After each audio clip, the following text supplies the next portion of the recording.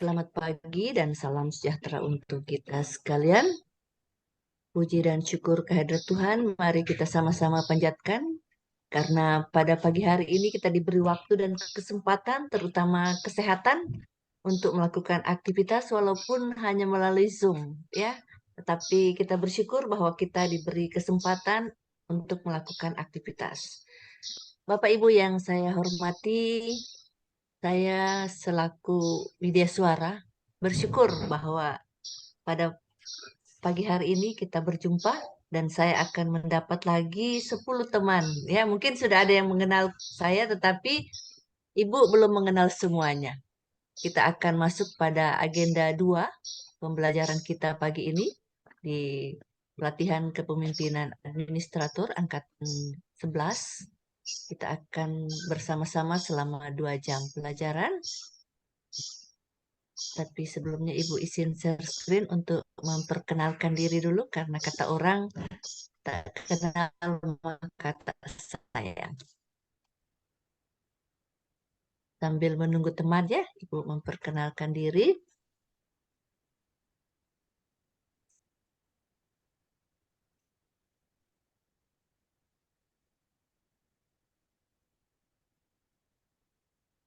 Kalau agenda 1 dibawakan oleh Pak Yamin.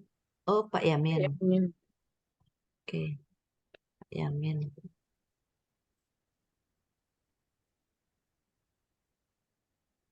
Wawasan kebangsaan.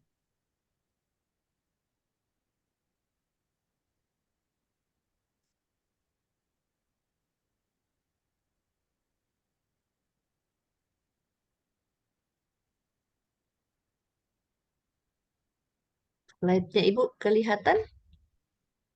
Belum, Bu. Oke.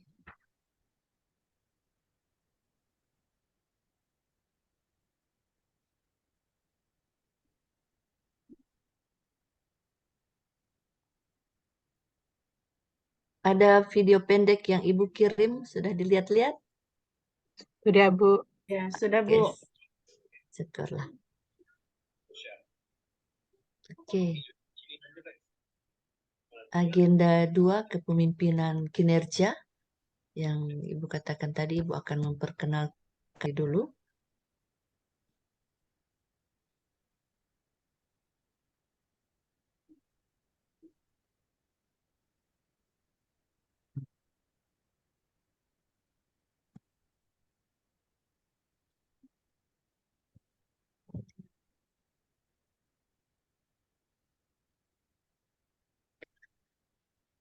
Sabar ya Bapak Ibu, rupanya sedikit.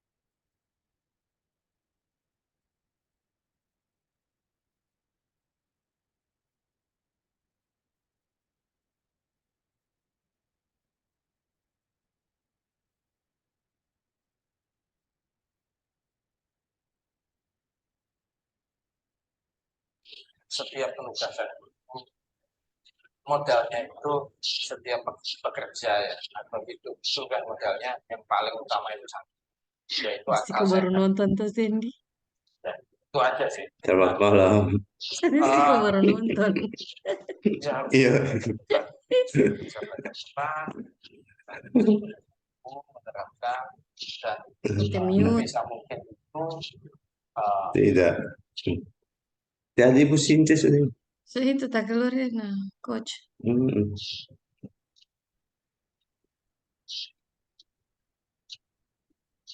Ya apa-apa dinonton saja Pak Sandy. Ya, Belum nonton. iya saya belum Adik-adik, nonton. adik-adik, Siap, Kagin. ambil Adi dulu coach. Sudah, mainkan. Ah, Gas. Tampilkan lagi itu. Matius. Ibu Stinche so live sudah. iya. Adi dulu. Adik Kabit.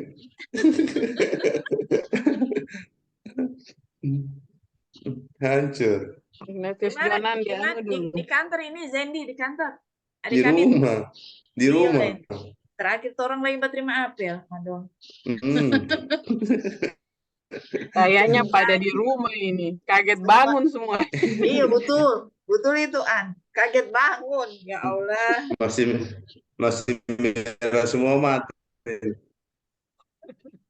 Kaget bangun. Masih mata-mata sembab.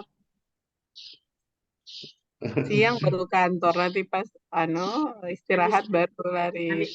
Iya, habis Jumat. Habis istirahat. Baru. Kalau pagi tetap kejar. Iya, Le. Mama.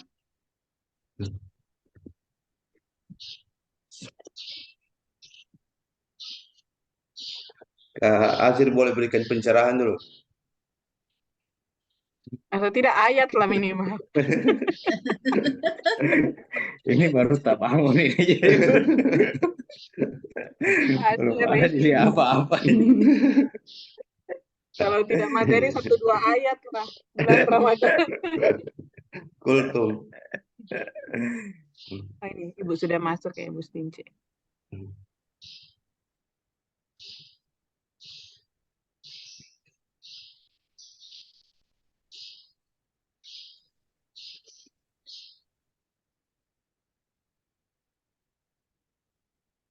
Teman-teman, maaf Ibu terlempar sejenak ya.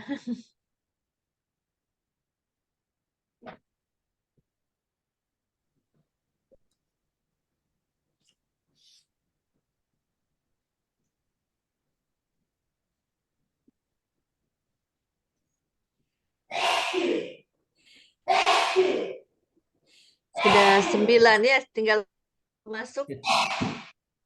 Tinggal 1 lagi, Pakso sudah masuk. Iya. Selamat pagi Bapak Ibu yang baru masuk. Selamat pagi, Bu. Selamat pagi. Selamat pagi. Izin pagi Ibu, izin share screen kembali ya.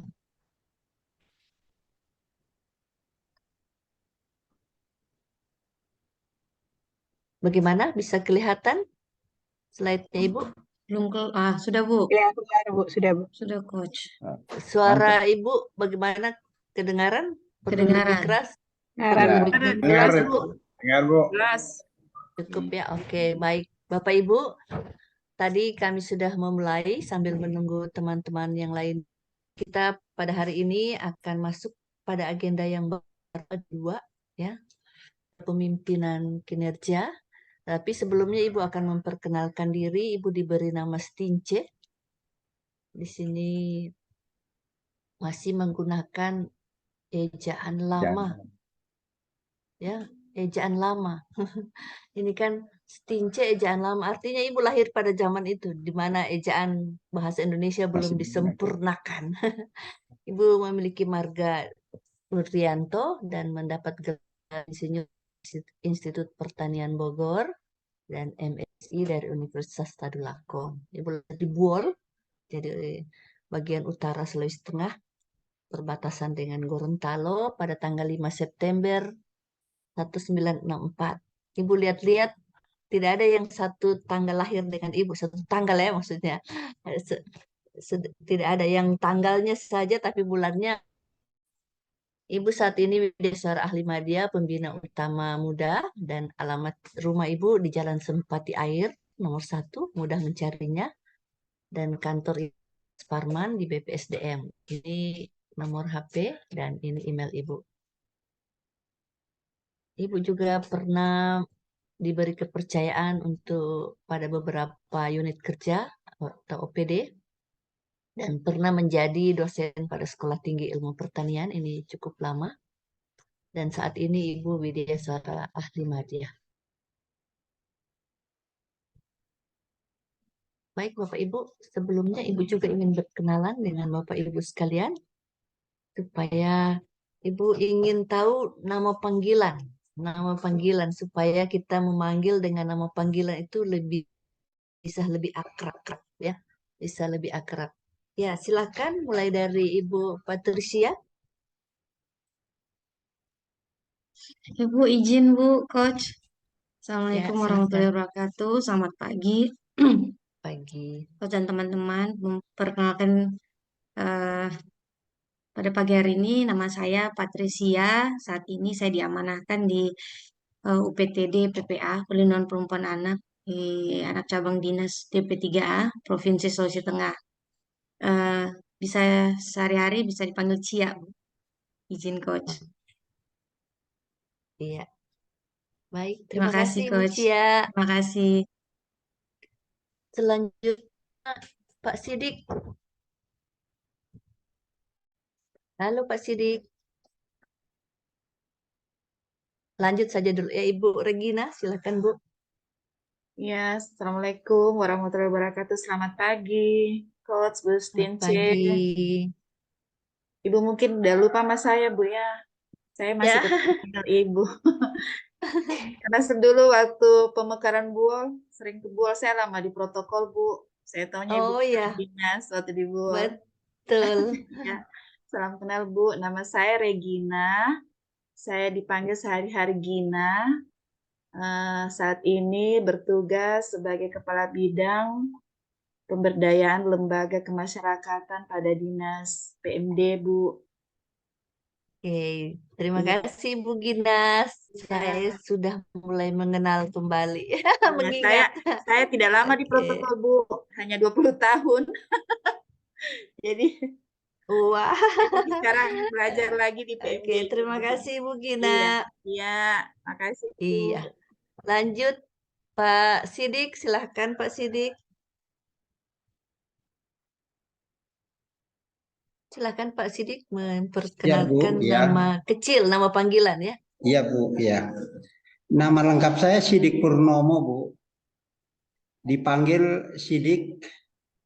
Kalau di kampung dipanggil Wong Deso. Iya. Deso. Gitu. Terus alhamdulillah saya kerja di Dinas Tenaga Kerja dan Transmigrasi Provinsi Sulawesi Tengah sejak 2013. 5 tahun di Bapeda. Pernah saya jadi pegawai juga di Buol Ibu. Waktu Ibu jadi kepala dinas peternakan, saya sempat tidak lama stafnya Ibu. Iya. Iya, makasih.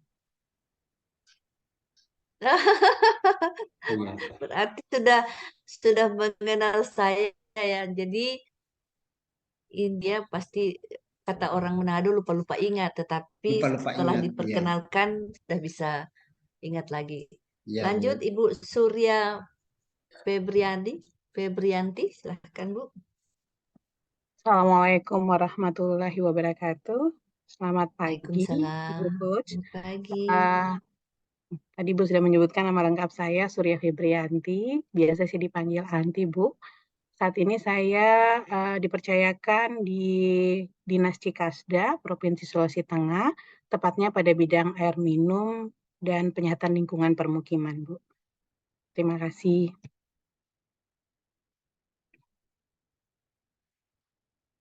Putus ya ininya, agak.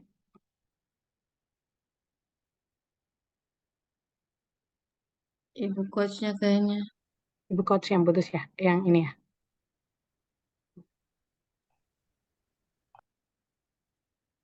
Iya, Ibu Coach yang putus ini kayaknya. Paksa. Bu Cia kayaknya satu belum Iya. masuk ke Ibu Nining ini. Iya. Ingatkan itu Dan sudah. dari kemarin agak Ibu Coach yang maksudnya putus Oh, ini. sudah ada. ya Ibu Ibu Coach. Triani ya. Iya. Dari kemarin dia kasihan. Saya sudah ingatkan Jangan-jangan juga. salah kamar Bu ya. Kemarin salah kamar memang, tapi hari ini enggak tahu ya bagaimana ini. Iya, karena mungkin di namanya tidak diganti ya. Di Tidak ditaruh. rename. Iya, tidak diganti Maksudnya kelompoknya. nggak Kelompok dua. dipakai kelompok Baru dua Tidak gitu. pakai dibaca. kelompok kali namanya, jadi susah Ibu. Oke. Iya, Terima kasih Bu Anti. sama Ibu. Selanjutnya Pak Hairudin. Ya, terima kasih. Assalamualaikum warahmatullahi wabarakatuh. Selamat pagi Ibu Sice. Waalaikumsalam. Saya Khairuddin Pagi. Sanusi, biasa dipanggil Hairu. Sekarang tugasnya di Dinas Sosial Pemberdayaan Perempuan dan Perlindungan Anak, dan kebetulan saya diamanahi untuk bidang pemberdayaan rehabilitasi sosial dan perlindungan anak. Mungkin itu perkenalan singkatnya, Bu. Terima kasih. Baik, terima kasih Pak Heru. Lanjut Pak Sandy. Ya, Assalamualaikum Bu. Selamat pagi, Waalaikumsalam, Pak. Coach. Pagi. Ya, perkenalkan nama saya Zendi Aldi Budiawan, biasa dipanggil Zendi. Bertugas di Dinas Pemberdayaan Masyarakat dan Desa Provinsi Sulteng sebagai Kepala Bidang Pemerintahan Desa, Bu. Terima kasih, Bu. Oke, Bu Coach. terima kasih Pak Sandy. Baik, lanjut Pak Muhammad Asyir. Ya, terima kasih Bu. Assalamualaikum warahmatullahi wabarakatuh dan selamat pagi. Waalaikumsalam. Ya, izin memperkenalkan diri Bu. Nama lengkap Muhammad Azir. Ya, biasa dipanggil Azir, tapi waktu kecil biasa dipanggil, kalau teman-teman keluarga biasa panggil Aji Bu. Ya, untuk saat ini ditempatkan bertugas di Biro Pemerintahan, tepatnya pada bagian kerjasama. Dulu juga sempat bertugas di Buol Toli-Toli, tapi di Toli-Toli penempatannya mungkin di akhir-akhir tahun 99, dan selanjutnya di Kabupaten Toli-Toli, dan sampai sekarang ini sudah ditugaskan di Provinsi Sulawesi Tengah. Mungkin itu saja perkenalan singkat kami, Bu. Ya, terima kasih. Assalamualaikum warahmatullahi wabarakatuh. Terima kasih Pak Asir. Lanjut Pak Yunus. Bu, Assalamualaikum warahmatullahi wabarakatuh dan selamat pagi. Waalaikumsalam. Izin Bu Coach, teman-teman sekalian, saya Muhammad Yunus, nama lengkapnya biasa dipanggil Yunus. Saat ini bertugas di Dinas Pendidikan Provinsi Sulawesi Tengah, tepatnya di bidang pembinaan SMA. Itu saja mungkin Bu, makasih. Assalamualaikum warahmatullahi wabarakatuh. Terima kasih Pak Yunus. Lanjut Pak Muhammad Aksa. Ya, terima kasih. Assalamualaikum warahmatullahi wabarakatuh. Dan selamat pagi Coach dan teman-teman semua peserta PKA Angkatan 11 kelompok 2. Iya, perkenalkan nama saya Muhammad Aksa. Biasa dipanggil Aco. Ini kalau dalam Bugis itu dipanggil Aco, Bu. Kebetulan orang tua Bugis dan Kaili. Selanjutnya saat ini kami dipercayakan menjadi Kepala Bidang Perumahan di Dinas Perumahan Kawasan Permukiman dan Pertanahan Provinsi Sulawesi Tengah. Terima kasih Bu, Coach. Oke, terima kasih Pak Aco. Dan yang selanjutnya Ibu Triani.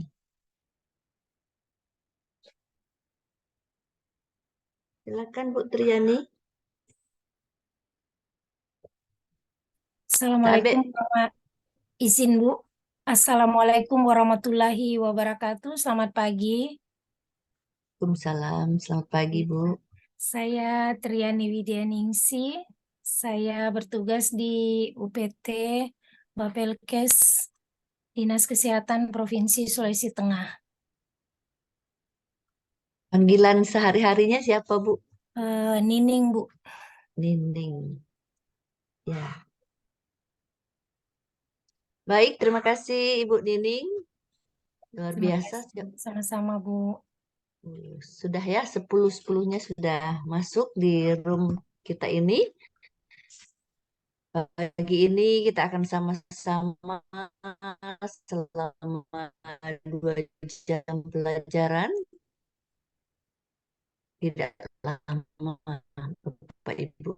2 jam itu tidak akan terasa, ya. Dan Ibu berharap kiriman lihat ya, supaya itu bisa menambah referensi. Karena pagi ini kita akan membahas agenda 2, khususnya kepemimpinan transformasional.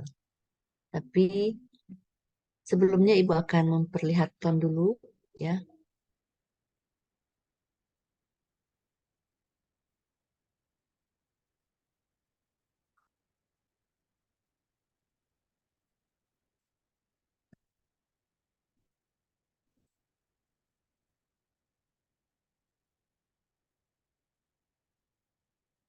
Kompetensi yang akan dibangun pada agenda 2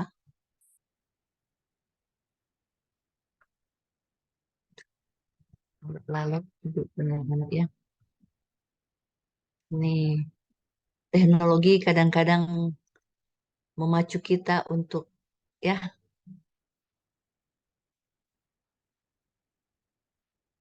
Baik teman-teman, sini kompetensi kepemimpinan kinerja itu dibangun untuk menjamin terlaksananya akuntabilitas jabatan administrator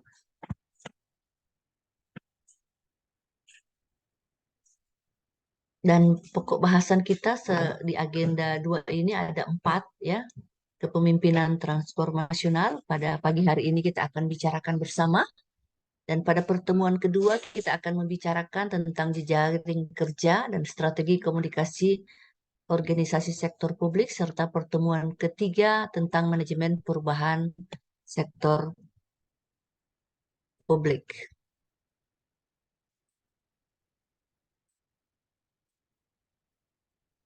Di sini kita lihat bersama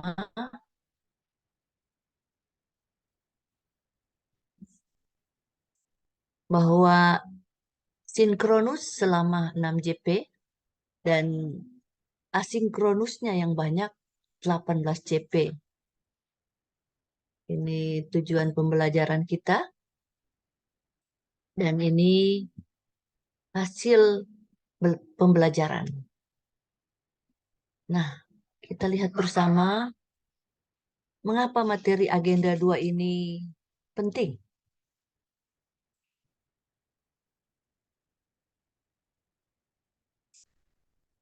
Lihat sekilas gambar yang Ibu ingin perlihatkan. Jadi ada kata Presiden John Adam bahwa jika tindakan Anda menginspirasi orang lain untuk bermimpi lebih besar, belajar lebih giat, berbuat lebih banyak, dan menjadi lebih, maka Anda adalah seorang pemimpin.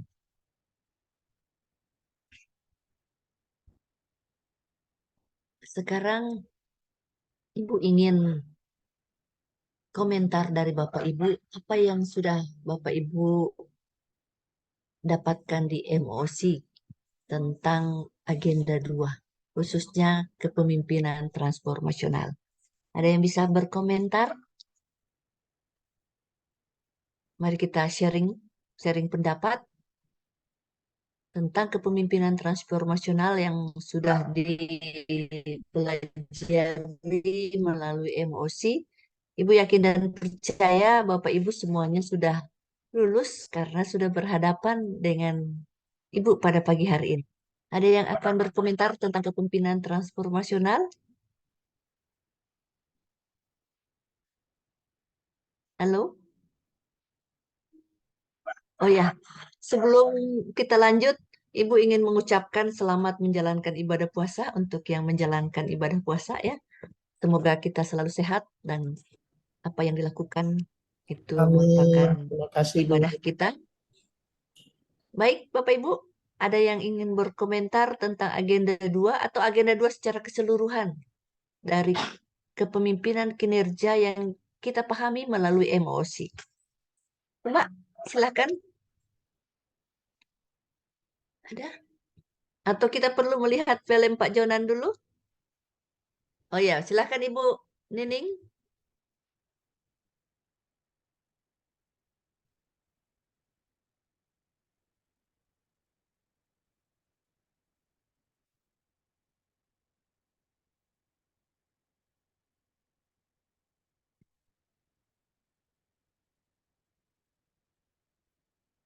Ibu Nining akan men-share. Halo?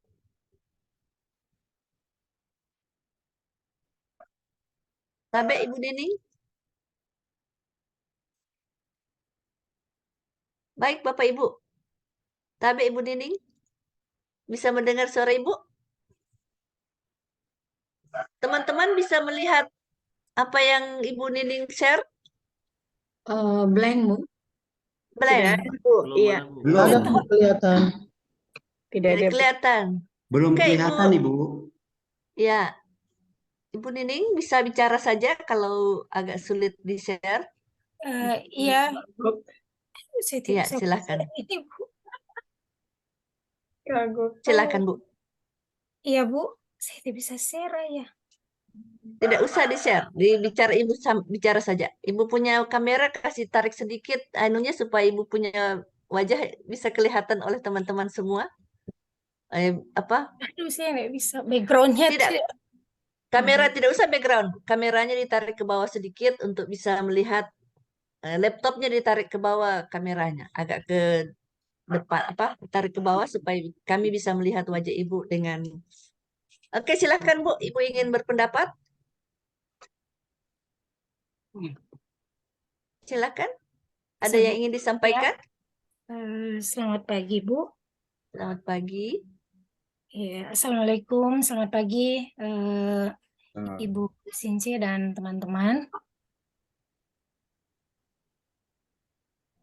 Tidak bisa mati ini ya. Stop share. Ada yang merah itu, ada yang merah di atas atau di bawah letaknya. Bisa di atas, bisa di bawah. Stop share. Diklik stop share-nya. Oke. Memang kalau seperti Ibu ini digital imigran ya. Artinya lahir bukan pada zaman milenial. Sehingga persoalan IT itu agak, kalau Ibu ya, Ibu Tin. Ibu bisa dipanggil Ibu Tin ya. Ibu dipanggil Ibu Tin saja supaya ejaan lama agak susah disebut-sebut ya. Silakan Bu. Bu Ibu Nining. Iya, Bu. Bisa. Ya, selamat Silakan. pagi, Bu. Oke. Ya, pagi. Ya, menurut saya kepemimpinan Transformasional.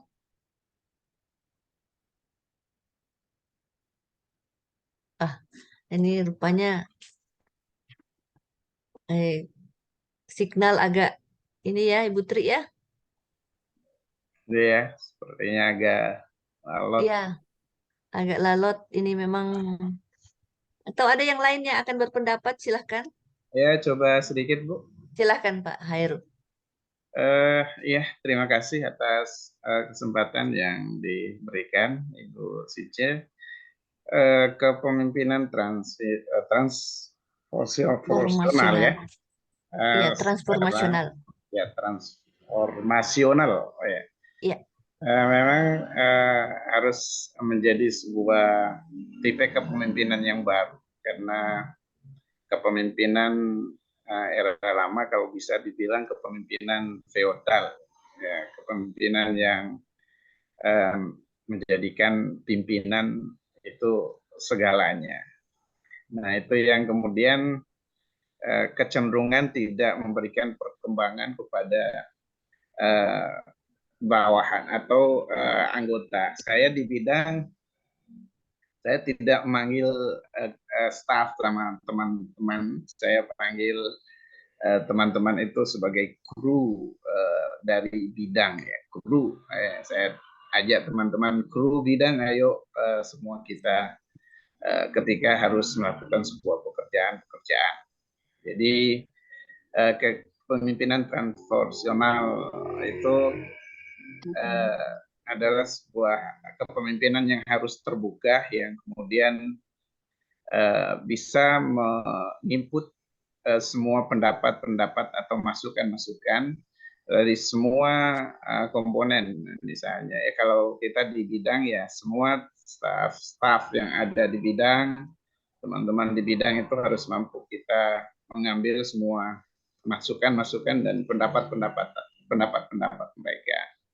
Saya di bidang ketika ingin mengambil sebuah kesimpulan, saya tidak mengambil sendiri sebelum saya memintai pendapat teman-teman, walaupun memang keputusannya kembali kepada kepala bidang seperti apa yang kemudian harus diambil dengan memberikan penjelasan-penjelasan kelebihan atau sisi-sisi positif yang kemudian menurut hemat pemimpin seperti ini dari sebuah keputusan. Hingga kepemimpinan transformasional ini memang adalah satu hal yang dibutuhkan untuk era sekarang. Kalau kita melihat sedikit apa yang menjadi contoh dari Pak Jonan di videonya, yang paling utama memang adalah sebuah keteladanan. Keteladanan itu yang memang kadang bisa dibilang berkurang, ada kurang pada kepemimpinan-pemimpinan yang ada. Sebagai contoh kecil misalnya,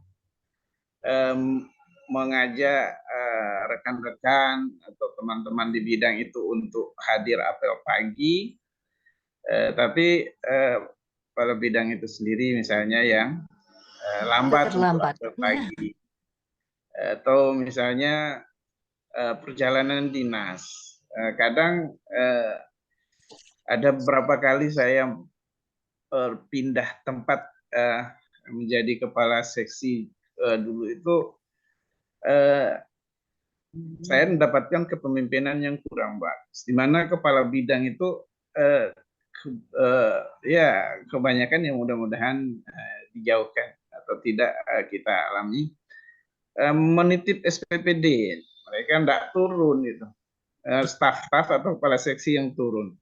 Nah, sementara SPPD-nya jalan. Ini kan sebuah contoh atau teladan yang tidak bagus sebenarnya untuk kepemimpinan di bawah. Nah, ini model-model yang kemudian tidak bagus. Sebagaimana yang dicontohkan Pak Jonan, kendati dia seorang menteri pada saat itu tetap beli tiket kok. Tetap beli tiket kereta, keluarganya tetap beli tiket kereta. Itu yang kadang saya juga teringat sama teman-teman di ya memang Kementerian Perhubungan. Kalau apalagi pejabatnya untuk di tingkat daerah, stafnya saja malah tiketnya gratis. Memang apa ada aturan dari kementerian kalau pejabat atau pegawai perhubungan itu tidak harus beli tiket? Ternyata Pak Jonan sendiri beli tiket. Jadi itu yang terjadi. Nah, itu mungkin Bu sedikit gambaran mungkin yang perlu ditambahkan terkait dengan kepemimpinan transformasional. Terima kasih Bu. Terima kasih Pak Hairul. Jadi leader has to be seen, artinya pemimpin harus terlihat memperlihatkan contoh, ya, memperlihatkan kerja keras dan memperlihatkan kedisiplinan, itu yang kita bisa lihat. Tapi sebelumnya Ibu akan memperlihatkan. Kenapa ini? Selamat pagi Bu Tadi Since, ya. maaf tadi ada. Oh, tidak apa-apa Bu Dining. Biasa itu gangguan teknis dalam Zoom begini itu karena jaringan dan lain sebagainya. Tapi terima kasih ya, masih mau memberikan pendapat. Silakan Bu Dining. Masih Ya, silakan. kepemimpinan, ya, kepemimpinan transformasional. Ya. Iya, adalah teori kepemimpinan di mana seorang pemimpin itu harus bekerja secara tim, seperti tugas saya sehari-hari di UPT Bapelkes. Kami di bagian mengadakan pelatihan. Jadi kalau kami bekerja dari pendaftaran dan sampai terlaksananya suatu pelatihan itu adalah kerja sama tim. Dari awal ada SK panitia yang harus pendaftaran dari manajemen administrasinya sampai dengan Widya Iswara dalam hal memberi materi, dan kami bekerja sama juga dengan pihak luar untuk menjadi fasilitator pada kegiatan kami. Dan seperti kita tahu, pemimpin itu haruslah menjadi role model. Contohnya seperti yang Pak Jonan katakan, bahwa dia tidak merokok dan diikuti oleh staf-stafnya. Begitu juga kami, apabila kami ke puskesmas, kami harus mengantri. Walaupun kami itu orang kesehatan, di dinas kesehatan, dan orang puskesmas pasti mengenal kami, tapi kami mengikuti sistem yang ada bahwa kami harus mengantri, Bu. Terima kasih, mungkin itu saja pendapat dari kami. Oke. Terima kasih Ibu Nining telah memberikan pendapat bahwa apa yang sudah menjadi komitmen bersama, ya, bukan karena seorang pemimpin bisa melanggar, ya. Contohnya tidak merokok di kereta yang disampaikan oleh Pak Jonan. Dan begitu juga dengan kita. Misalnya kita sudah sepakat bahwa kita akan disiplin masuk kerja jam 7.30, ya.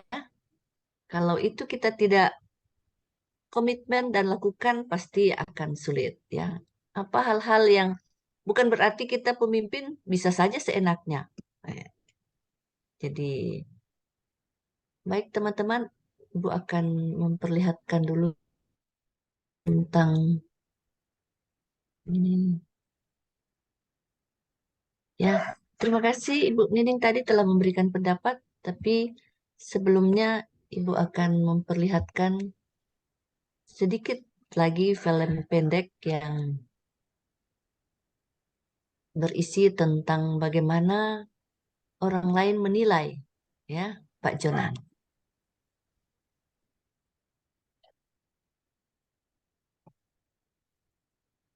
Jadi pada prinsipnya sebagai seorang pemimpin dalam hal ini sebagai administrator, ya, bukan hanya di sisi pelayanan publik, karena kita juga terlibat dalam segi administrasi, ya, sebagai administrator dalam administrator di pemerintahan maupun di pembangunan. Ada Ibu ingin menyampaikan pendapat orang tentang Pak Jonan. Nah, jadi orang lain bisa menilai kita, ya, orang lain akan menilai kita, apa yang kita lakukan.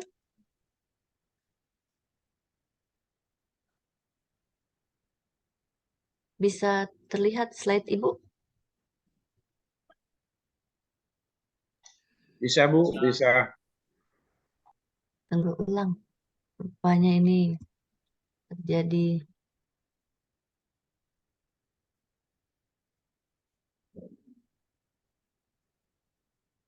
Sudah kelihatan wajahnya Pak Helmi?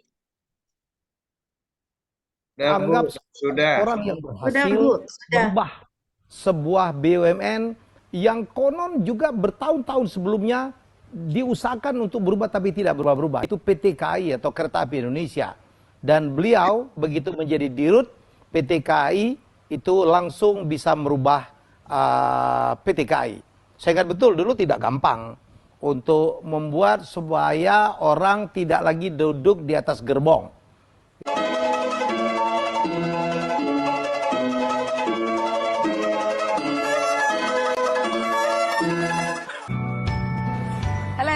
Satu Indonesia kali ini menyapa langsung dari Balai Yasa Manggarai yang merupakan bengkel kereta api Indonesia. Bicara mengenai kereta api, langsung saja kita ngobrol-ngobrol sama Direktur Utama PT KAI, yaitu Bapak Ignatius Yonan. Selamat pagi Pak. Selamat pagi. Terima kasih sudah boleh mampir sini. Oke. Dan saya lihat di sebelah sana tuh ada kereta baru Pak. Saya penasaran, kita ngobrol di situ aja ya? Boleh. Yuk, mari. Coba lihat deh. Keren banget. Nah, bicara mengenai toilet. Kan ada smoke detectornya. Oh Oh, jadi nggak boleh merokok ya? boleh. Sama sekali. Kalau mau ngerokok di atas atap. Ya. Oh, itu pun juga nggak boleh kan Pak sekarang? Iya juga nggak boleh. Tapi ini kalau misalnya kita bicara mengenai toilet, saya jadi ingat Pak Yonan itu kayaknya perhatiin banget toilet pada saat pertama kali. 100.000 gitu satu orang atau 1 juta kurang lebih tergantung harinya juga waktunya.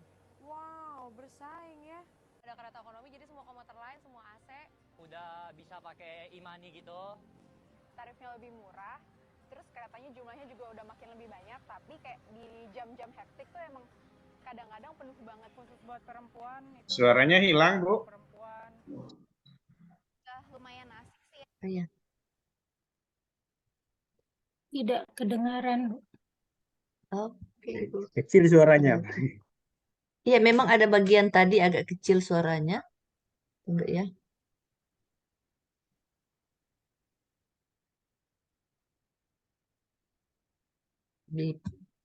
Diperbesar sedikit suaranya. Jadi kita di sini mendengar apa kata orang tentang apa yang telah dilakukan oleh seorang pemimpin transformasional, ya.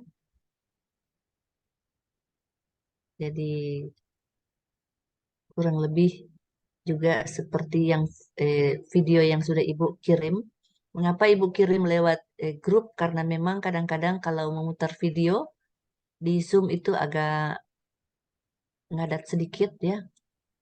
Oke, Ibu perbesar suaranya.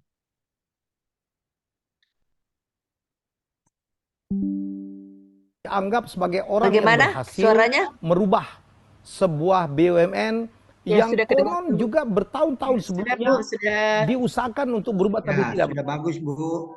Tidak, Bu, bagus. Ya kan sama kayak vendor kemarin kan udah ditambahin AC gitu. Tapi mungkin yang kurang tuh kenyamanannya. Bagus banget ya. Apalagi sejak CEO-nya ganti, kan dulu masih ada kereta ekonomi yang itu sesak-sesak. 19. Saya catat bahwa Pak Jonan itu prestasinya hebat sekali. Dia orang keuangan tetapi rajin ke lapangan. Dia sangat concern terhadap pelayanan, sangat concern terhadap operasi, dan dia berani. Bersama PT KAI, Jonan telah mengukir beberapa prestasi. Di antaranya, predikat sebagai CEO BUMN terbaik tahun 2013 versi majalah BUMN. Saya kalau Pak Jonan itu pribadi yang seorang pemimpin yang bisa memberi contoh dengan tauladan beliau, terus kemudian menjadi inspirasi buat kami generasi muda di PT Kereta Api Indonesia. Jangan sampai merosot, makanya dari disiplin, tanggung jawab, semuanya pokoknya selalu dipantau sama Pak Jonan. Kalau yang dulu kan mungkin banyak sekali ya senioritas untuk menduduki jabatan apa gitu. Nah sekarang itu terbukti dengan beliau menjabat, generasi muda yang bisa akan berprestasi, itu kelihatan sekali. hingga datang Ignatius Yonan merubah semuanya dan membuat PT KAI seperti itu. Oke, itu sekilas tentang Pak Jonan lagi yang apa kata orang ya. Kayaknya Ibu ambil cuplikan-cuplikan dan mari kita lihat lagi ya dari contoh tadi ya. Apa yang bisa kita lihat dari segi kepemimpinan transformasionalnya. Mari teman-teman memberi pendapat. Kita lihat dari 7 prinsip kepemimpinan transformasional ya yang kita sudah pahami bersama. Di sini simplifikasi ya, ada 7 hal yang kita lihat dari kepemimpinan transformasional. Kita boleh belajar dari Pak Jonan ya. Simplifikasi di mana setelah Pak Jonan diserahkan tanggung jawab untuk menjadi direktur utama Kereta Api Indonesia, apa yang menjadi mimpinya ya. Jadi Pak Jonan mengajak kita untuk juga bermimpi. Artinya kita punya visi, visioner. Ada sebagai seorang administrator kita juga harus visioner. Bahwa apa tujuan ya. Dan kata di sini ya ada kata Cosby. Jadi dalam melangkah kita sebaiknya mulai dari tujuan akhir. Artinya tadi Pak Jonan di beberapa video yang kita sudah nonton, baik yang Ibu kirim, bahwa dia ingin bagaimana merehabilitasi ya perkereta apian, melakukan transformasi ya, perbaikan-perbaikan di kereta api. Itu yang menjadi mimpinya supaya contoh tadi tidak ada lagi yang duduk di atas gerbong, tidak ada lagi yang berdesak-desakan. Ibu masih merasakan ya karena Ibu kebetulan kuliahnya di Jawa ya. Jadi kalau dari Bogor mau ke Jakarta itu luar biasa sesaknya ya. Seperti mau hilang napas ya. Karena tetapi sekarang ya Ibu sudah merasakannya pas ke Jakarta jalan-jalan, mari kita naik kereta juga mau lihat kerjanya Pak Jonan luar biasa ya. Jadi sudah ada gerbong perempuan seperti kata tadi. Bagaimana selain dia punya visi yang jelas ya, karena dia berpikir, Pak Jonan mengajak kita berpikir apa atau melangkah mulai dari tujuan akhir ya. Nah, setelah itu dia memberi motivasi. Bagaimana dia memberi motivasi bahwa walaupun mudah ya, kalau kau bekerja keras dan punya prestasi, siapa takut ya? Walaupun kau pendidikannya rendah, tapi kalau kau berprestasi, ya bisa saja bisa melangkah lebih ini. Dan dia juga bagaimana memfasilitasi di sini ya. Selain memotivasi, jelas itu memotivasi penting sekali. Bagaimana kita memotivasi teman-teman kerja kita seperti kata Pak Jendi tadi bahwa kita dalam tim ya, dalam tim bekerja, kita bagaimana memotivasi mereka, juga memfasilitasi. Ya, di sini fasilitasi di sini ada banyak model yang bisa kita lakukan. Apakah itu kita mentoring, kita coaching, ya. Misalnya kalau mentoring mungkin ada rekan kita yang lebih ahli atau kita sendiri yang memahami itu, kita bisa melakukan mentoring kepada staf, artinya berbagi ilmu. Atau kita melakukan coaching, ya, bagaimana kita menggali potensi yang ada. Cara lain juga bisa bagaimana kita melakukan misalnya coffee morning, ya. Inti dari memfasilitasi ini bagaimana kita menambah ya kompetensi dari SDM yang ada di sekitar kita. Contoh yang juga pernah Ibu lakukan, setiap Senin Ibu melakukan coffee morning. Artinya berjumpa dengan rekan-rekan kabit ya dan sekretaris untuk membicarakan dan membahas hal-hal apa yang yang belum terselesaikan pada minggu sebelumnya dan akan dilakukan pada minggu yang akan berjalan. Sehingga kita akan mendapat masukan-masukan mungkin karena namanya pemikiran banyak orang itu lebih baik daripada pemikiran sendiri. Inovasi. Oke, Ibu ingin bertanya, komentar pada Bapak Ibu, kalau inovasi apa yang dilakukan oleh Pak Jonan yang kita bisa lihat? Ada yang bisa komentar tentang inovasi yang telah dilakukan oleh Pak Jonan?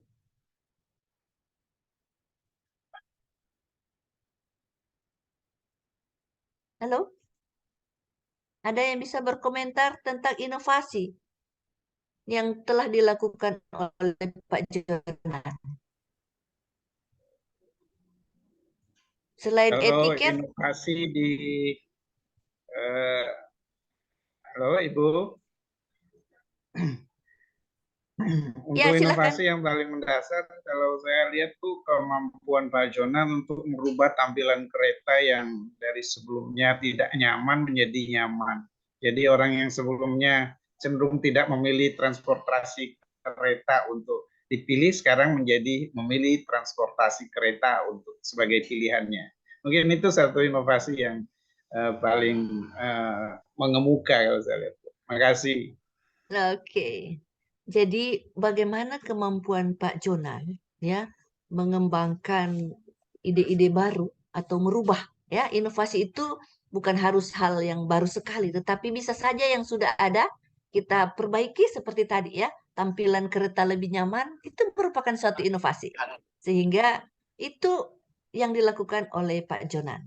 Nah, mobilisasi, ya, bagaimana Pak Jonan mengerahkan sumber daya, ya, yang ada yang sekian ribu pegawainya dengan kalau dulu parkiran, ya, parkiran masih diserahkan kepada pihak ketiga, tetapi setelah dikelola, ya, ternyata bisa menghasilkan. Jadi dia melibatkan tenaga yang ada di dalam lingkungan kerjanya untuk bagaimana bisa melakukan itu menjadi lebih baik. Oke, sekarang Ibu ingin komentar open mind. Apa yang telah dilakukan oleh Pak Jonan terkait dengan open mind? Open mind itu ya. Ya, open mind bahwa apa yang dikatakan oleh teman, jadi ada yang mengatakan bahwa apa yang telah dilakukan oleh Pak Jonan ada tentang open mind. Artinya di open mind ini bagaimana kita bisa menerima masukan, saran, perbaikan, ya, dari orang lain untuk bagaimana kita bisa beradaptasi dengan perubahan yang ada. Ya, karena saat ini bagaimana kenyamanan itu menjadi hal yang penting sehingga orang bisa memilih kereta api. Nah, kalau kita tidak beradaptasi dengan itu, tidak merubah itu, ya, dan tidak menerima masukan saran dari orang lain, pasti, ya, selain pemikiran kita sendiri, pasti ada juga, ya, kita harus membangun kerjasama tim karena kita tidak mungkin kerja sendiri untuk bagaimana bisa melakukan perubahan. Nah, yang terakhir dari 7 prinsip di sini adalah memiliki tekad yang kuat. Apa yang telah dilakukan oleh Pak Jonan? Boleh ada yang komentar? Memiliki tekad yang kuat. Iya Bu, izin Bu. Ya, silakan. Ya, kalau saya di sini melihat tekad dari Pak Jonan luar biasa. Seperti yang disampaikan dari Pak Herudin bahwa ketidaknyamanan orang menggunakan kereta sekarang ini kan sudah nyaman Bu. Sudah tidak ada lagi berdesakan di gerbong-gerbong. Sudah ada fasilitas untuk perempuan. Saya juga Bu pengguna kereta Bu. Dulu waktu saya masih stay di Jakarta Bu. Memang luar biasa. Jadi memang seorang pemimpin transformasional itu mempunyai visioner, berinovasi, yang tentunya dapat menginspirasi. Itu yang pertama, menginspirasi pada pengikutnya atau bawahannya. Jadi di sini memang tekad dari Pak Jonan ini luar biasa, merubah mindset orang yang tadinya tidak mau naik kereta karena alasan berdesakan. Sekarang ini kan apalagi sudah ada fasilitas untuk perempuan sangat dihargai. Jadi kita sudah ada tempat khusus untuk perempuan untuk di kereta. Jadi tidak lagi kalau naik kereta itu Bu, pasti anggapan kita takut kecurian. Salah satunya itu Bu, ya. Betul. Karena yang pertama kita duduknya sama laki-laki. Tidak tahu sudah pasti tiba-tiba handphone kita sudah hilang. Jadi keraguan atau ketakutan itu yang utama yang para pengguna kereta itu, Bu. Sekarang ini kan mindset dari pengguna atau yang pengguna kereta itu sudah tidak ada tentang itu, Bu. Karena pola kerja itu sudah dirubah oleh Pak Jonan. Jadi kenyamanan yang utama yang digunakan atau yang untuk fasilitas para pengguna kereta. Kalau itu sih pendapat saya begitu, Bu. Terima kasih. Oke, terima kasih Bu Gina. Tapi Ibu share screen kembali. Kita sudah sama-sama membahas 7 prinsip dari kepemimpinan transformasional. Kita sudah mengambil contoh Pak Jonan dan hal yang bagus juga yang dilakukan bahwa Pak Jonan memberikan kesempatan kepada peserta atau kepada karyawannya yang berprestasi itu untuk melakukan benchmark. Artinya melakukan kunjungan ke tempat lain di luar daerah, yang di luar negeri yang sudah melaksanakan hal tersebut dengan lebih baik, ya. Itu luar biasa. Jadi hal memfasilitasi pembelajaran di sini hal yang Ibu lihat juga. Nah, demikian juga kita sebagai pemimpin, ya. Juga kalau kita tidak bisa memberi kesempatan untuk benchmark kepada karyawan atau staf kita, paling tidak kita bisa melakukan coaching dan mentoring. Ya, coaching dan mentoring. Misalnya apa yang kita sudah lebih tahu, ya. Contoh yang pernah Ibu lakukan untuk mentoring. Karena Ibu dipercayakan untuk bagaimana melakukan pengentasan kemiskinan dengan melakukan penanaman jagung dan penyuluh Ibu, ya. Karena Ibu mempunyai basic ilmu tentang hama penyakit dan Ibu sampaikan kepada teman-teman penyuluh, mari kita kumpul, setiap Ibu menuju ke lapangan, kita ada waktu tertentu, di mana Ibu melakukan mentoring, Ibu berbagi ilmu. Kalau ketemu dengan hama penyakit demikian, begini caranya, ya. Ini cara melihatnya dan ini cara pengendaliannya. Sehingga mereka pun begitu percaya diri untuk melakukan itu. Dan ini memang tidak satu kali jadi, kata orang ya. Tetapi dia harus berulang-ulang kita lakukan mentoring. Dan itu perlu kemauan, ya, kebesaran jiwa, kebesaran hati, dan kesabaran bahwa kita juga harus mentransfer ilmu kita kepada yang lain agar mereka juga dapat bekerja lebih baik. Oke, begitu juga dengan coaching. Kalau coaching kita lebih menggali kepada apa yang menjadi kemampuannya yang belum tergali dengan baik. Baik Bapak Ibu, silahkan sekarang dibuka tugas individu terkait dengan agenda 2. Silahkan membuka, setelah itu minimize. Ada garis strip di atas kanan. Setelah terbuka di minimize untuk disimpan. Kalau saat share screen dia bisa terlihat dengan baik. Silahkan Ibu beri kesempatan 1-2 orang atau 2-3 orang, ya. Apa Ibu perlu mengundinya atau silahkan raise hand siapa yang akan menampilkan apa yang menjadi tugas kita. Sini ya, Ibu hanya ingin memperlihatkan bahwa di MOC ada tugas terkait dengan kurikulum inti, khususnya agenda 2.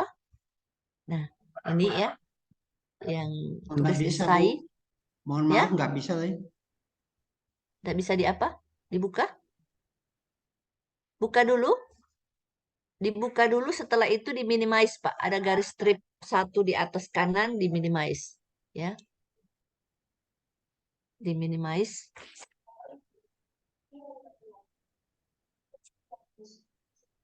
Nah, untuk tugas tabek Bapak Ibu ya, Ibu sekaligus memperlihatkan tugas kelompok ya. Untuk tugas kelompok kita pakai kelompok yang sudah ada saja ya.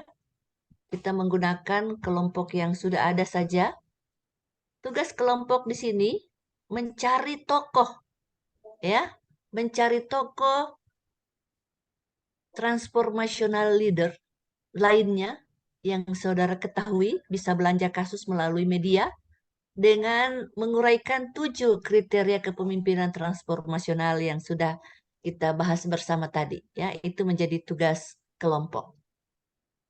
Kelompoknya tetap saja kelompok yang sudah ada, tidak usah kita bikin kelompok baru agar tidak lebih ribet.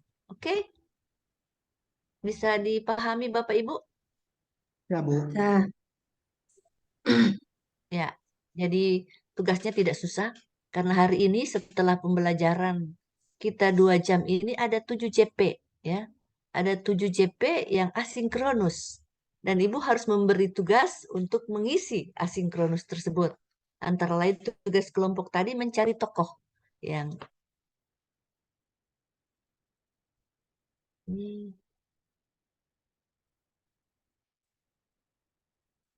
sudah terbuka tugas kelompoknya?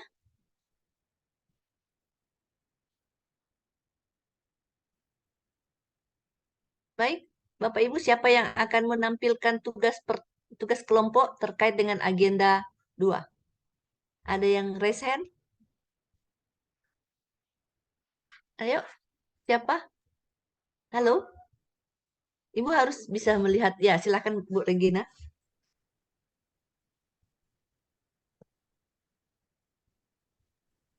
Iya Bu, ini belum bisa masuk ini tampilannya ini Bu. Saya lagi buka. Untuk tugas individu ini Bu. Iya, tugas individu. Iya, tapi saya belum bisa tampilkan di layar. Oh, tunggu ya Ibu, coba hubungi Ibu Emi untuk memberi akses ya. Dan teman-teman yang lain bisa menanggapinya. Teman yang lain bisa menanggapi untuk apa yang sudah disampaikan. Mudah-mudahan sudah diberi akses ya untuk share screen.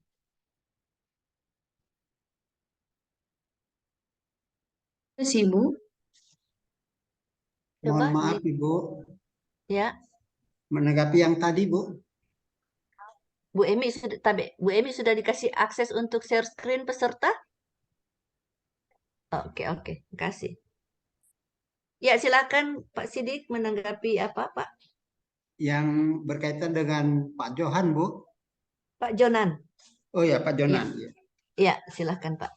Ya, terima kasih Ibu. Saya kalau boleh memberikan penilaian kepada Pak Jonan, itu adalah the best among the right men. Wah, ya, luar biasa. Ya, kenapa saya menilai Pak Jonan adalah salah satu the best among the right men? Saya selalu menggunakan cara membaca saya, cara menganalisis saya.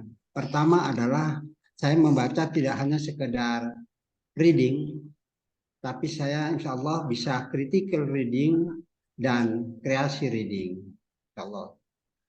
Berkaitan dengan itu Ibu, sebenarnya berkaitan dengan transformasi,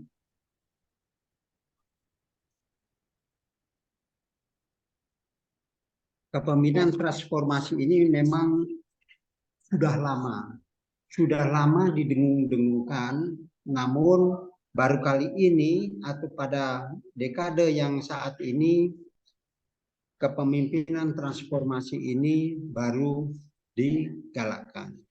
Pada mulanya transformasi ini saya dikenal dengan pertama, yaitu revolusi industri 1.0.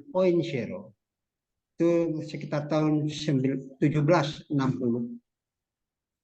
Berkembang, kemudian lanjutnya ditingkatkan menjadi 2.0 pada tahun 1913, kemudian 3.0 pada tahun 1969, dan sekarang pada 4.0 ini terkenal dengan transformasi. Kemudian insya Allah kita akan menyongsong pada 5.0 dikenal society. Dengan society maka pelaksanaan itu sudah berbasis digitalisasi. Kepemimpinan yang disampaikan atau yang diajarkan oleh Pak Jonan, kami mengambil 3 daripada itu. Tadi dia mengatakan secara fisik, kalau nggak punya modal, maka gunakanlah akal sehat.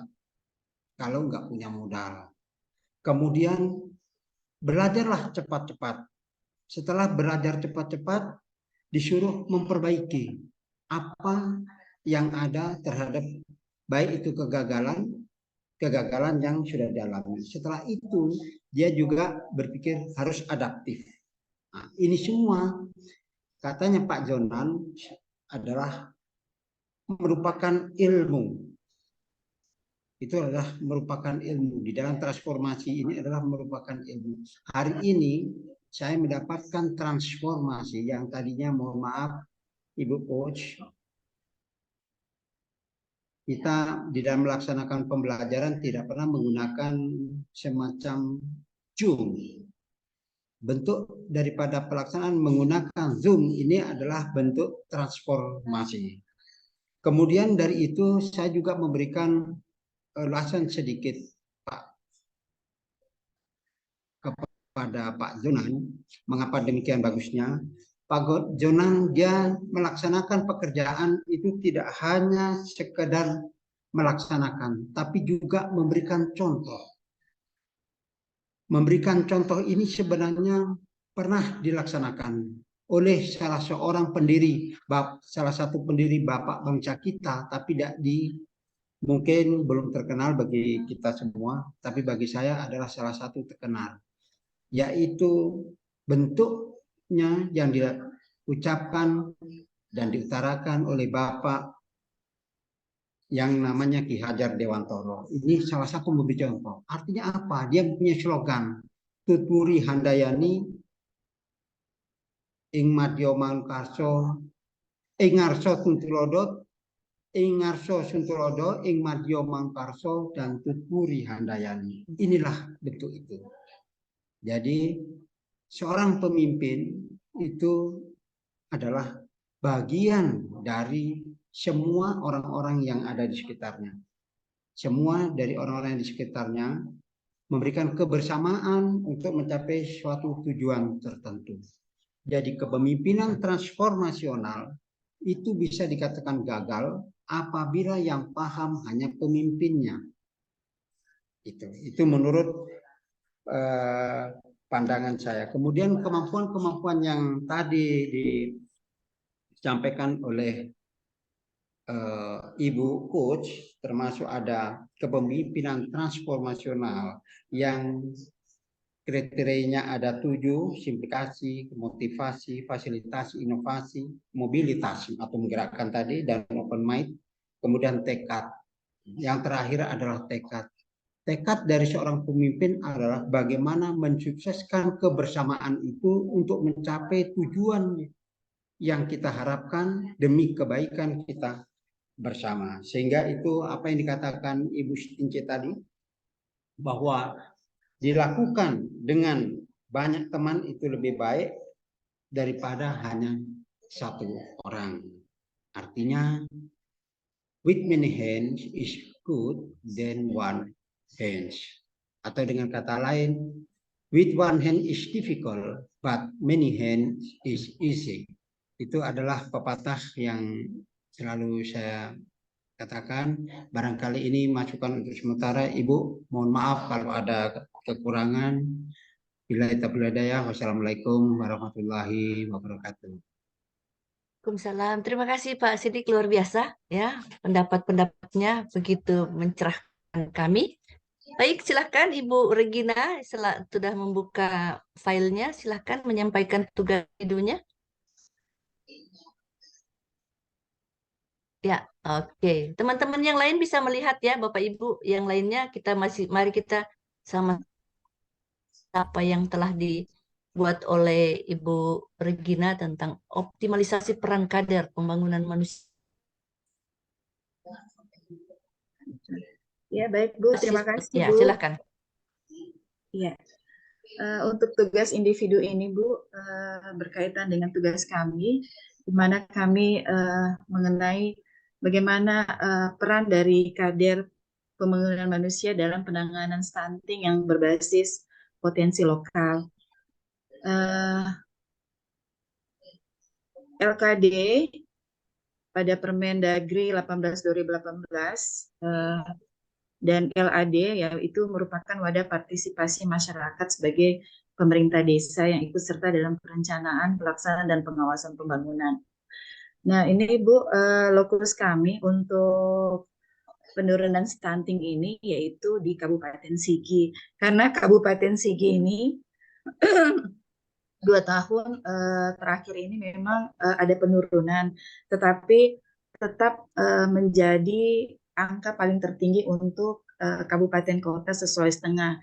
Jadi masih tetap Kabupaten Sigi di atasnya, Bu.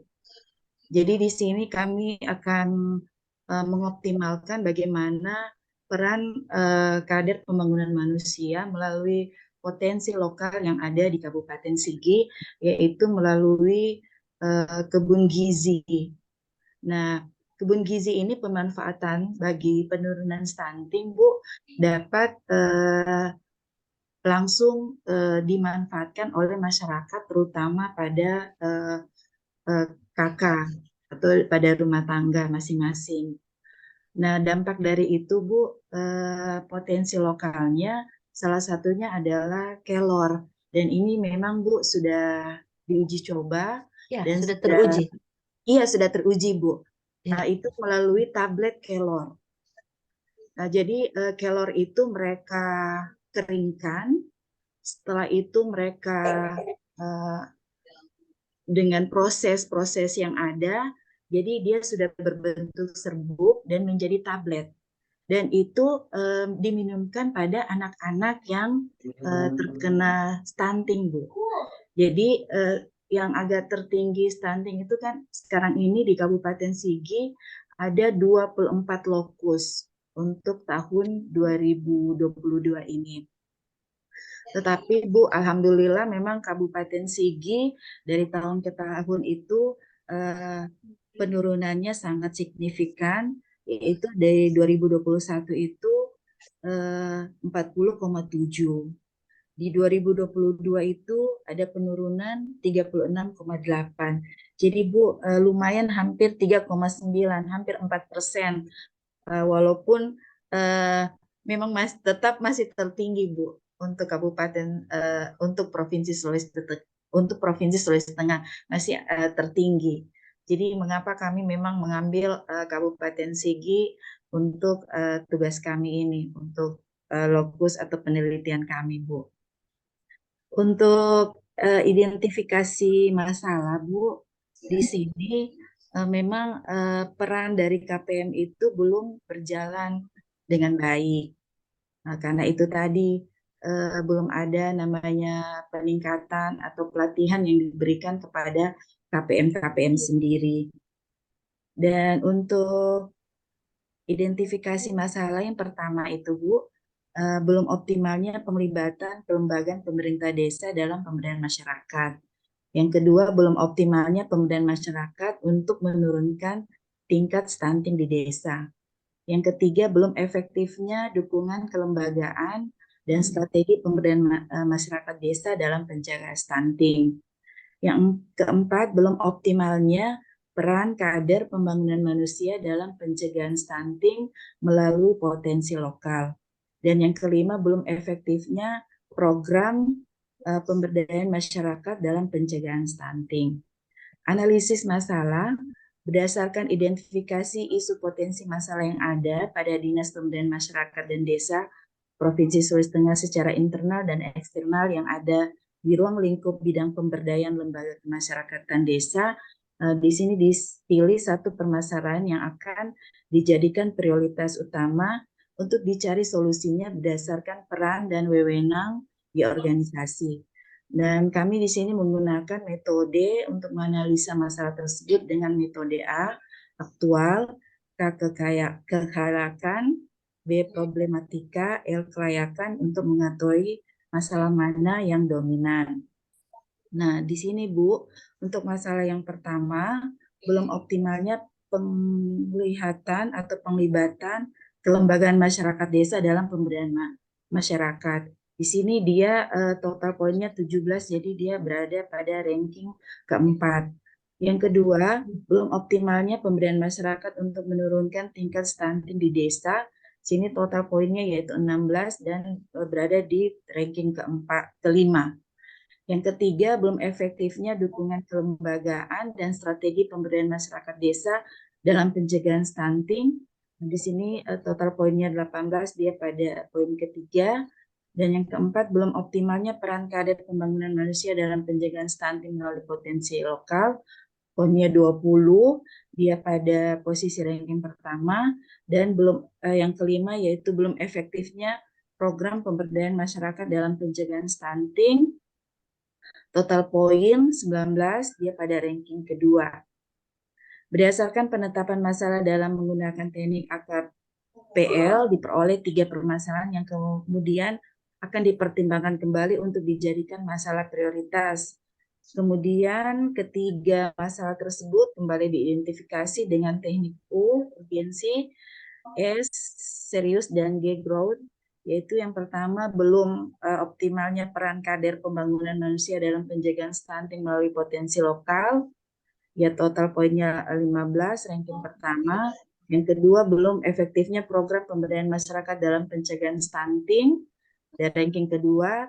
Dan yang ketiga, belum efektifnya dukungan kelembagaan dalam strategi pemberdayaan masyarakat desa dalam pencegahan stunting itu berada pada ranking ketiga.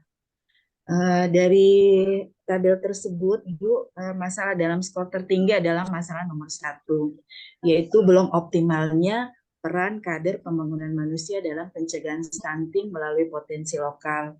Potensi isu yang ada menimbulkan hambatan kinerja di Dinas Pemberdayaan Masyarakat Desa Provinsi Sulawesi Tengah terhadap kelembagaan pemerintah desa untuk memberdayakan KPM melalui potensi lokal dalam menurunkan stunting.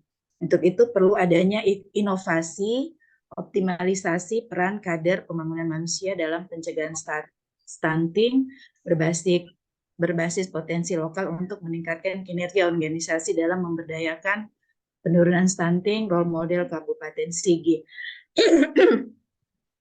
Di sini Bu, sebagai peran dari kepemimpinan dalam agenda 2 ini, bahwa kepemimpinan seseorang dalam suatu organisasi sangat besar perannya dalam setiap pengambilan keputusan, sehingga membuat keputusan dalam mengambil tanggung jawab terhadap hasilnya adalah salah satu tugas pemimpin dalam menyelesaikan setiap masalah yang terjadi pada organisasi perangkat daerah masing-masing.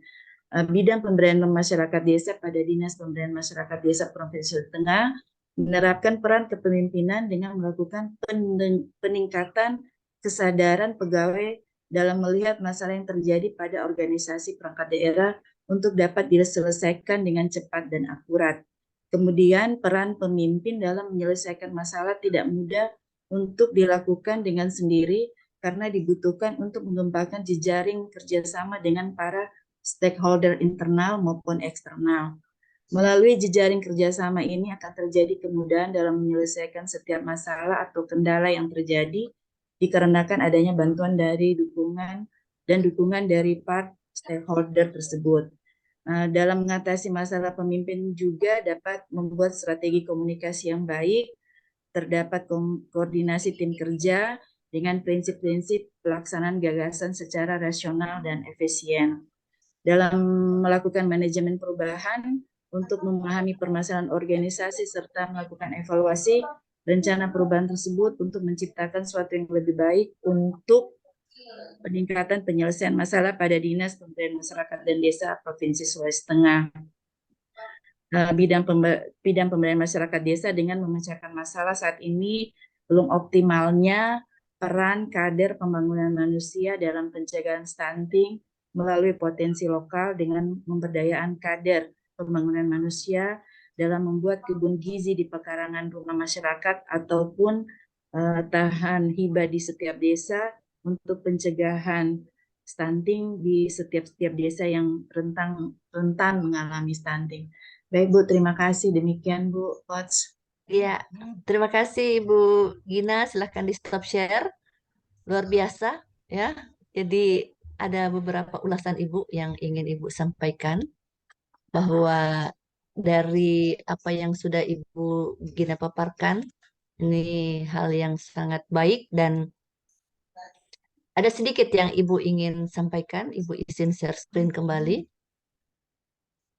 bahwa sekaligus ya kita masuk ke materi supaya lebih pas, bahwa di dalam menetapkan core isu atau isu utama, Ibu Gina menggunakan APKL, ya sudah betul menggunakan APKL di sini, dan tetapi melanjutkan lagi dengan USG. Nah, di sini yang Ibu ingin sampaikan, penggunaan USG digunakan apabila ya ada kata apabila ya, apabila ada di dalam tapisan APKL ada nilai yang sama, ada nilai tertinggi yang sama, 2 atau 3 atau lebih. Maksudnya ada nilai contoh, ada nilai 20, ada 3. Nah, itu baru menggunakan lagi validasi menggunakan USG. Ya, tapi teman-teman ya. Kalau tidak ada, contoh tadi hanya ada 1 yang paling tinggi, cukup sampai di situ. Kita tidak lagi meneruskan dengan USG, kecuali ya, Ibu tekankan lagi, kecuali ada nilai yang sama di dalam APKL, baru kita akan menggunakan validasi.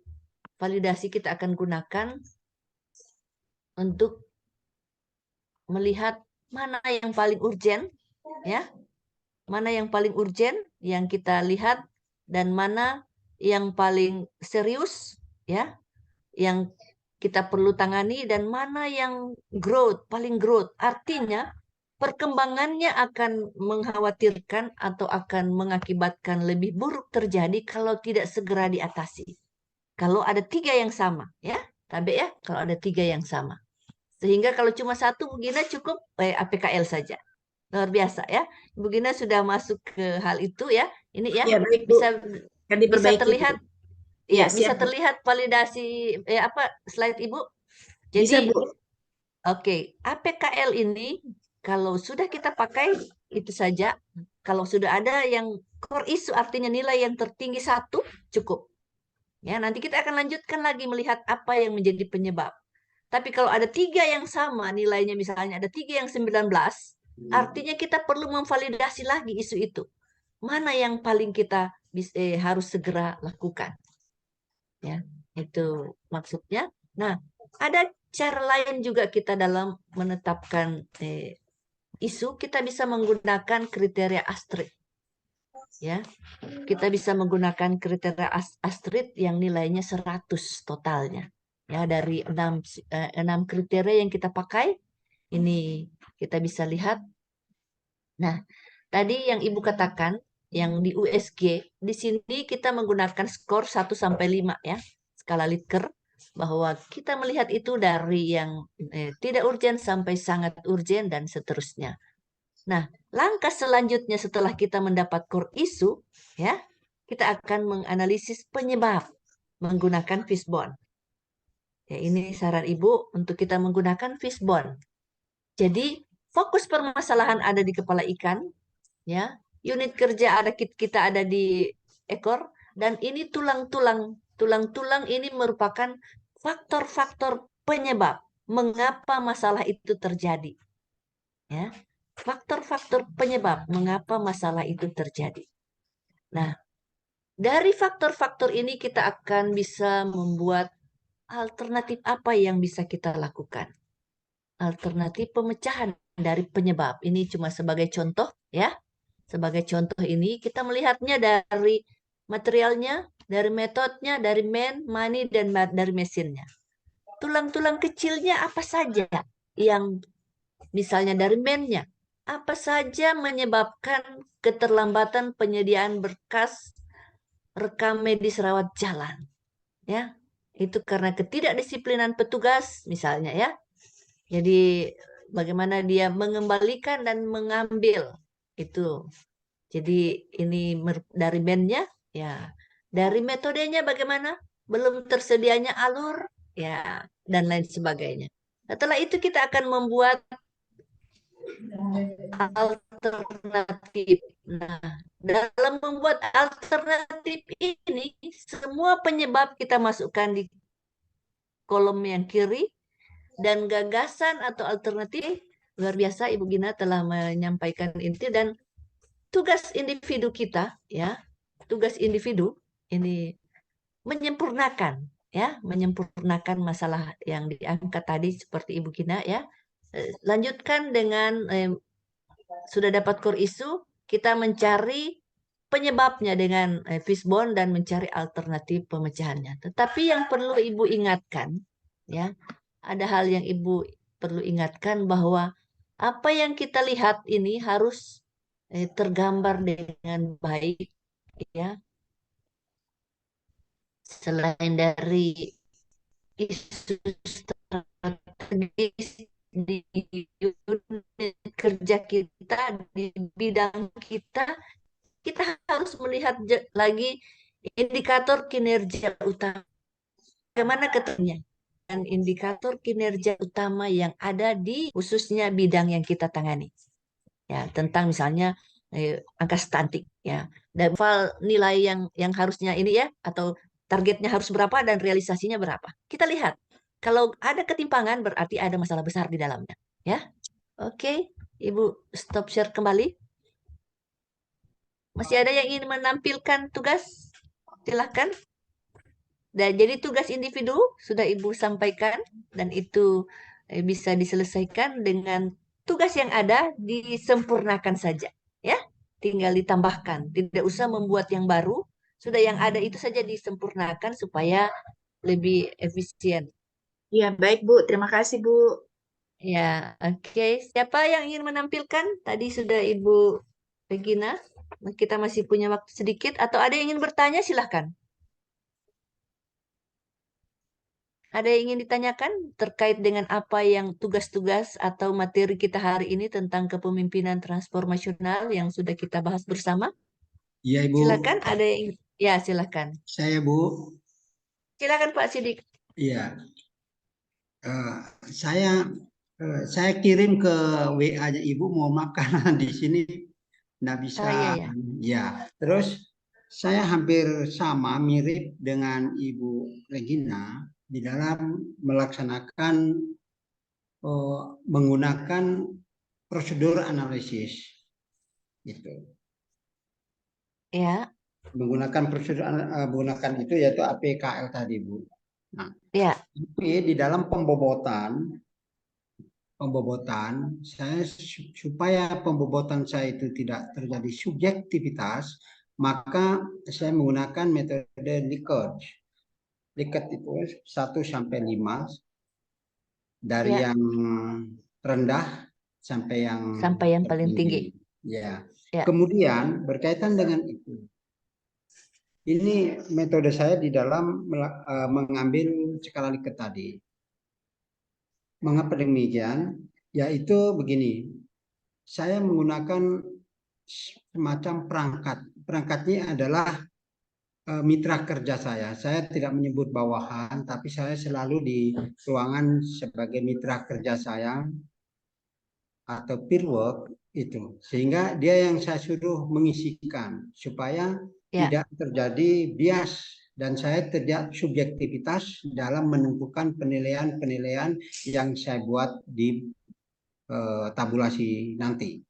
Apakah dengan melibatkan mitra kerja saya yang ada di ruangan ini bisa dijadikan adopsi untuk memasukkan data tersebut ke dalam aplikasi atau metode penilaian APKL tadi, Bu? Mohon sarannya, Bu. Terima kasih.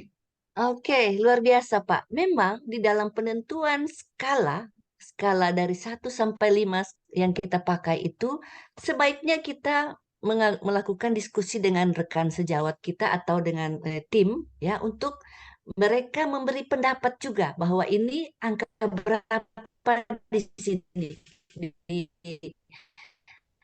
isu yang ada ini, masalah ini angka berapa.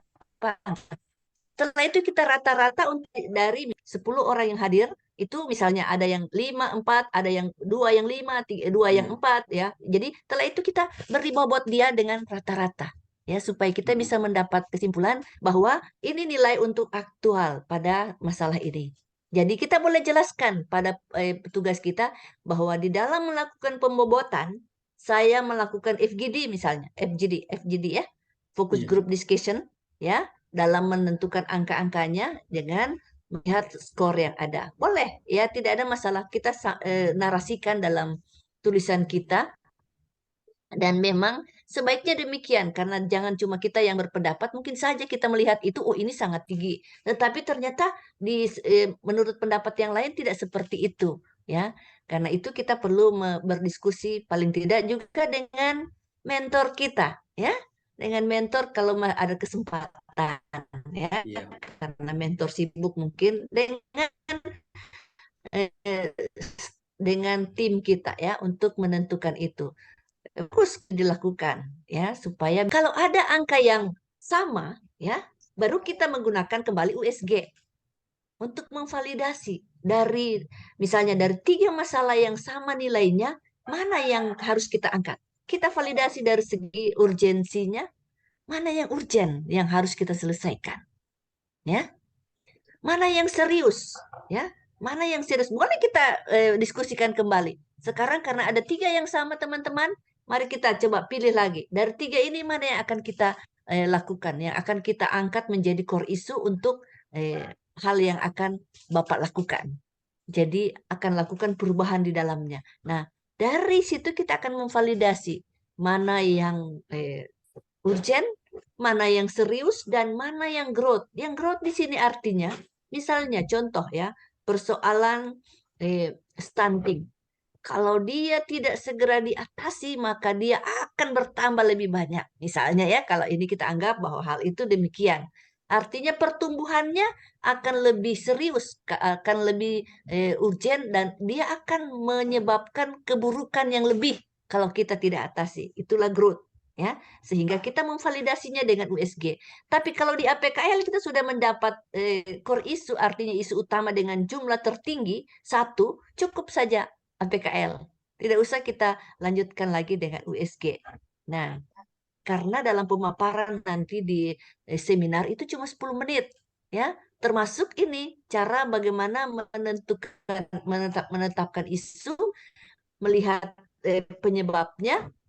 Kalau terlalu panjang, kalau bisa dapat 1 langsung, siapa takut ya. Tapi kalau memang pendapat teman-teman dari hasil diskusi ada 3 yang sama, kita lanjutkan ya, sampaikan kepada penguji bahwa saya melakukan ini setelah saya berdiskusi dengan teman-teman tim saya.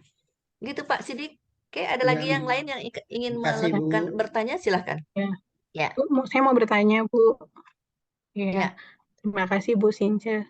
Ini terkait dengan permasalahan yang diangkat. Kebetulan saya dengan Ibu Gina sama Bu terkait stunting, tapi dengan dengan tusi yang berbeda. Fokus yang berbeda. Karena kami ya, sama-sama fokus yang berbeda.